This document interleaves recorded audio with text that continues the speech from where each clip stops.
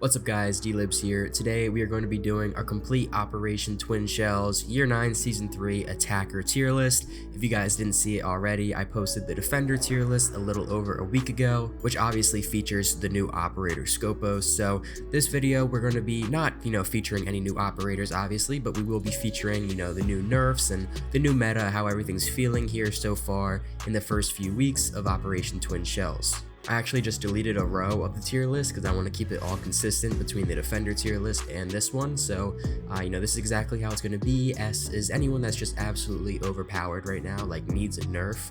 A is anyone you want to see get played any single round, like you're never sad to see them get played, you know what I mean?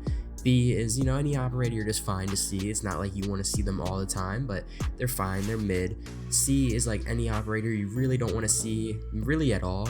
And then D is like bare minimum, needs a rework kind of a bad operator. And we're just going to do it right as they appear at the bottom of the screen there. So we're going to start off with Ace.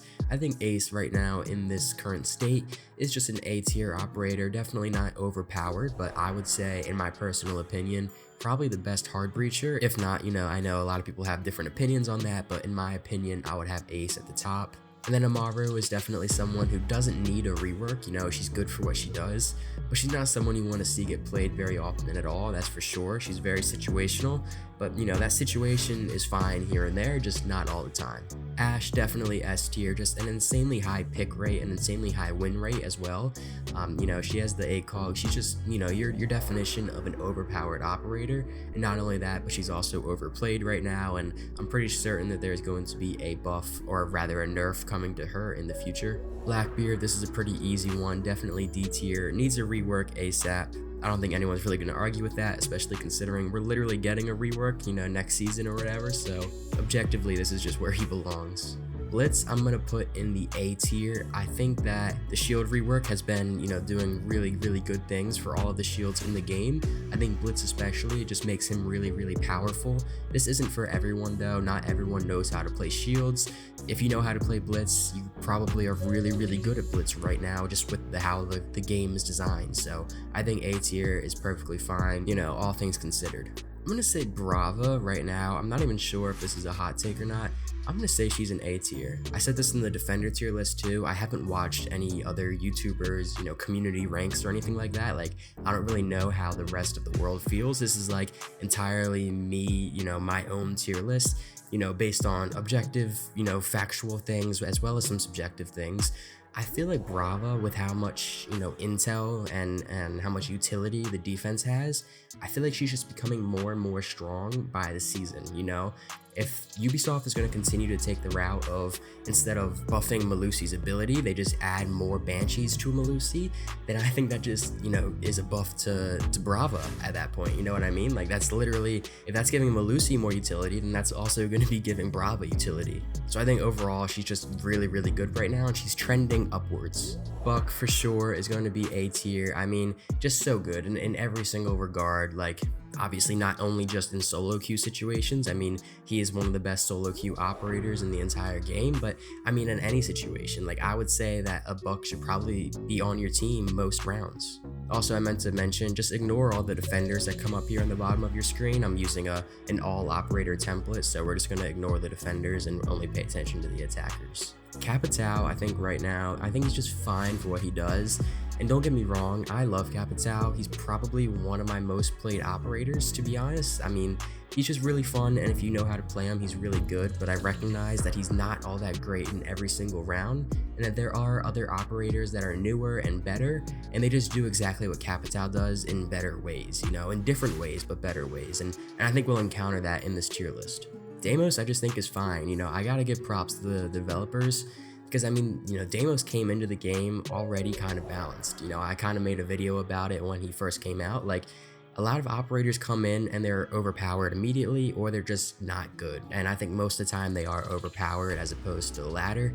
And Deimos came in and he was just balanced, he's fine, he's good, he's, good to have here and there, not someone you want to see get played all the time, but not someone I'm ever going to complain about being played, by a teammate. So I don't mind Deimos, I think he's good, I think he belongs in the B tier. I think Finka belongs there too, to be honest, now that I'm thinking about it. Like, just a good operator to have, not necessarily overpowered by any means, but definitely enjoyable, definitely a helpful operator to have, just not someone you normally see get played very often, and there's probably a good reason for that. I don't think she's all that game breaking, but she is, like I said, very useful. Now we have Dokkaebi. After sustaining the nerf this season, I still think that she belongs in the S tier. I really don't think that her nerf really does all that much to her. I really feel like it kind of doesn't take much away from her. It just kind of changes the way you have to play her a tiny bit. I think she's still so good, definitely overpowered. I mean, literally every single round you should probably see a Dokkaebi. Like, she's just so powerful, and that's just how she is at her core. You know what I mean? Like, that's just how the operator Dokkaebi is. That's how her gadget is. So unless they went in and they fully reworked how it works, I don't think she's ever gonna fall from this S tier. Now Flores, I think, is going to be B tier as well. You know, I mean, with the same kind of reasoning for the other B tier operators, just a fine operator to have. He's really good for destroying utility, you know, for being that entry guy, but I think besides for that, he's not necessarily game breaking. I think he's sort of fallen out of the picture a little bit. I think he was a lot better when he first came out, and you know, that's fine. That's kind of the normal process that these operators take. They'll be really good when they come out, and they'll fall a little bit, and that's definitely kind of happened here with Flores. Fuse in 2024 is probably going to be C tier. Now, like I said, that doesn't mean that any of these operators in the C tier are bad, because they're really not. Like, I mean, I keep justifying it, but both of these operators, Fuse and Capitao, I still use a lot, you know, both of them, to be honest, and they're situational. I think a better way of describing the C tier would be more situational, you know, because there are situations where Amaru is a perfect operator to have, or Fuse is a perfect operator to have, but not very often, you know what I mean? Glaz, I think, is going in the D tier, but it's a little bit hard because I don't think Glaz necessarily needs a rework. I just think he is about as unpowerful as an operator gets, and that's not even a word, but I think everyone knows what I mean. I'm going to throw Gridlock in the B tier. I think she is very good for what she does, but I do think there are other operators that might do what she does a little bit better, and I think, like I said, we're going to get to that. Now Grim, I also think, is going to be B tier. Now, he is one of the guys I had in mind when talking about Capitao, of operators that may do things better than him. You know, he's kind of one of those guys that can move a defender out of a corner and then allow you to take up more ground, and that is kind of what Grim does, but in a more updated way. You know, it's kind of evolved. Siege has kind of evolved into this game of like tracking, you know what I mean? Like having operators like Deimos or Jackal, you know, that's kind of just the meta. And I think Grim just kind of does what Capitao does without the fire, and you know, you add in the tracking ability, and I think that's really powerful. And I think a lot of people aren't playing Grim the right way, because if they are, they'd realize that he's actually really good. And I think if it wasn't for, you know, the hate I'd get, I'd probably put Grim in A, but I think B is perfectly understandable. I'm not going to try to inflate it too much, but I think that, you know, this is about where he belongs. I'm going to put Habana. I mean, this is really hard, because I don't think I could put it. I can't put her in the C tier. No, you can't put Habana in the C tier. You just can't, you know, and I was thinking about it just because I'm trying to perfectly align all the hard breachers with one another, you know, and to reflect that, I want to show that Ace is better than Habana, and while we're on it, we might as well just go ahead and do Thermite. The way I was trying to do this was like to have them all sort of in different tiers, so that you could see, like, here's where I would put each of the individual hard breaching operators ranked against each other, if that makes sense. But you just can't put Habana in the C tier. She's way better than that. And I do think that Thermite belongs in the A tier as well, but you know, if I was ranking within the tiers, I think that Ace is definitely above Thermite in the internal rankings. So just know that, but they're definitely on the same tier. Ayana is just fine, you know, just another operator. It's just fine to have here and there. Not someone you want to see get played very often, but it's fine. I think that perfectly describes IQ as well. I mean, I think some people may put her in B, some people may put her in D. I've always been a fan of IQ, always kind of been one of my favorite operators. I just love how she plays, but she's just not all that great anymore, you know. It just kind of with the way the game landscape is changing, I just don't think IQ is as playable in 2024 here in Operation Twin Shells. And then Jackal, I think, is probably going to be A tier. I can't put him in the S tier. I don't think he's quite as good as Ash or Dokkaebi right now, but I mean, there's a reason why he's one of the most banned operators in all of Siege history. He's just an absolute dog. Callie is going to be C tier, you know, again, fine for what she does here and there. It's cool and all, but most of the time you really don't want to see a Callie get played.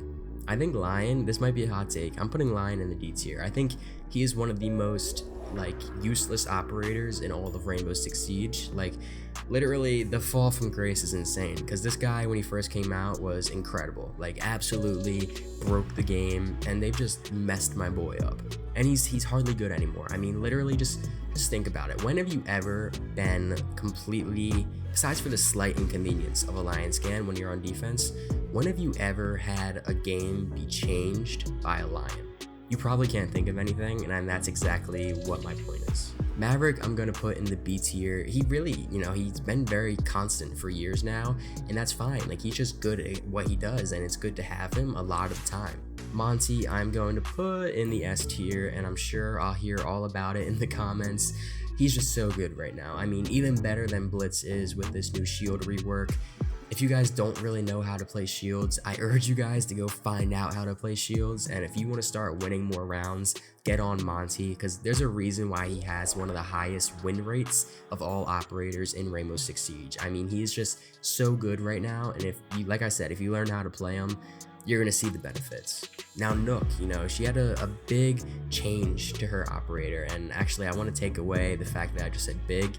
It really wasn't much of a big change, and it kind of disappointed a lot of people, myself included, but I think she's just fine, and I think that she was probably in my D tier last season, and as much as the developers may hate to see this, but she really hasn't moved up all that much. She isn't really in that balance category yet. She still is very undervalued, and I don't mean that as in like, oh, she's underrated, she's actually way better than she is. I mean, like, she's just not that good. It didn't really change that much, and I think she's fine. She's much more playable now. I think she was completely useless last season and seasons before. Now she's slightly useless. Ying is going to be A tier. Now this is an operator that can change up an entire round. I mean, it doesn't even matter how good the players you're playing against are. I mean, if they're blind, they can't do anything against you. Ying again has been one of those really powerful operators for seasons now, and I think it's going to stay that way for a while. Just still so good. Nomad, I'm going to put one tier above Gridlock, and I like to pair these two operators together because you really do play them in the same way. You're anti-roam, anti-flank, you're setting up your Gridlock, or you're setting up your Nomad. And when you plant to deny any defender from defusing it, you're gonna throw in your Gridlocks, or you're gonna throw in your Nomad air jabs. You know what I mean? So you play them a lot in the same way, and I just think what Nomad does, her ability, obviously in a different way, but it's just much better than Gridlock. Osa right now it's just fine. There are a lot of people that are really good with Osa, and I'm not one of those people. I think she's just alright to have here and there. I think Ram is actually going to be A tier. I kind of sat here behind the recording for a few minutes and kind of wrestled with this a little bit. I was thinking about B because I feel like that's just the easy way out, but I think that Ram is a lot better than that. You can change a lot with bringing a Ram. It really can determine an entire round, whereas some of these operators down here may not determine an entire round, whereas I think Ram fits in better with these operators up here that could really, dictate everything with the way that you play around. And I think that definitely makes her, deserve that A tier spot. Zero, I'm going to put in the B tier, a really fantastic loadout. Personally, one of my favorite loadouts of any operator in the game. I think his ability is also really good, giving a whole bunch of intel to the attackers. I just think that he is a very, balanced operator. I don't think he's broken in any way. I think some people may have him in that A tier, and I totally get that. In my opinion, I think B tier. Sense is probably, right there in second place to Blackbeard for who needs a rework the most right now. I mean, in my opinion, probably the most forgotten about operator in Siege history. Like, she's just really bad, and it's not even like she's all that fun to play either, like how Blackbeard or Glaz is, they're kind of fun to play here and there. Sense is just bad. Don't play Sense right now. Striker, I'm going to put in the B tier. Obviously the embodiment of utility and being an all-in-one kind of attacker. But obviously, when it comes to being all-in-one, you're looking at how Striker is a hard breacher and how he can breach walls by himself. But obviously, if I had the opportunity, I would take a Thermite or an Ace above a striker. So I think that's kind of what my reasoning is for this tier placement. Sledge right now, actually, this is kind of crazy because if you guys go back and look at my defense tier list, it's very different. Like, I hardly have any operators in the D category, and I felt bad about it afterwards. It felt a little bit stale, but I have a lot of operators that apparently I think I need rework. So Sledge right now, I mean, you'll see it all over. There's all of these Sledge rework concepts all over YouTube and Twitter. Like, I mean, there's a reason for this, because he's just not good. And I was talking about how forgotten Sense is. Sledge is really the forgotten one here. This dude is an OG in the game, and they've just completely thrown my dude to the side. It really does suck. He's just not good at all right now. I mean, if you're playing Sledge over Buck, then you're kind of insane. They need to do something to make him better for sure. Getting down to our last couple here. Zofia, I think, is going to be B tier, and I think some people may argue that she is A tier. I also totally get that. I think there was a long time where people forgot about how good she was, and I think that they're now remembering that she is one of the best, soft breachers in the game. And then Thatcher is going to go in the A tier. I don't think anyone's really going to argue about that. And lastly, Twitch in the B tier. So that will do it for the Operation Twin Shells tier list, for attackers that is. Like I said, go check out the defenders if you haven't already. Let me know what you guys agree or disagree with down in the comments, and besides for that, I'll see you guys all in the next one. Peace.